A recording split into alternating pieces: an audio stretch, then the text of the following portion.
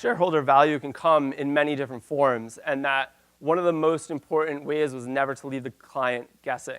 You always want them to know what it is you're doing. You always want them to know what's coming up next and why it is that they're doing.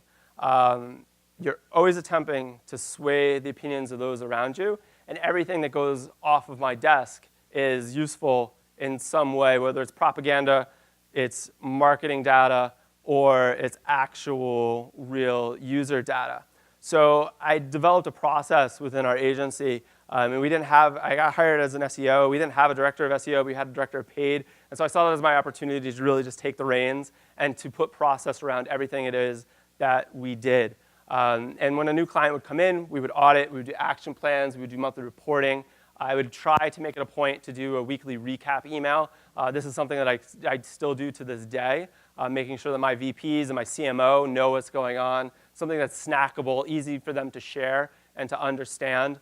And then at the end of a project or a campaign, always creating a case study of success, always creating a postmortem whenever we had failure so that we showed we're learning. You know, we're humans, we're going to screw up quite often, but we're going to continue to improve that process.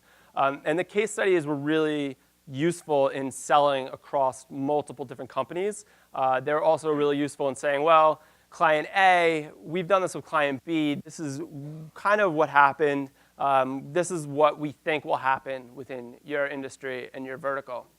And the approach is just plainly stupid. Start with the problem, define that approach, share the challenges you faced if that's appropriate. Always end with the results. A couple of earlier speakers have talked about ROI, which I completely agree with. And then follow up with what you would do differently, whether it was a success or not a success. What could be done to improve it? What could be done in a better way? And answering to the business impact is the be-all, end-all. Everything that I do is tied to dollars, because anytime there's an issue, I can then say, this pile of money right here that we made is all because of all of this work right here. And if we do this, we're going to grow the pile of money even more. Like, the goal is to become Scrooge McDuck and be doing a backswim, the backstroke in your big pile of money. And you're able to more accurately communicate the success that you have achieved.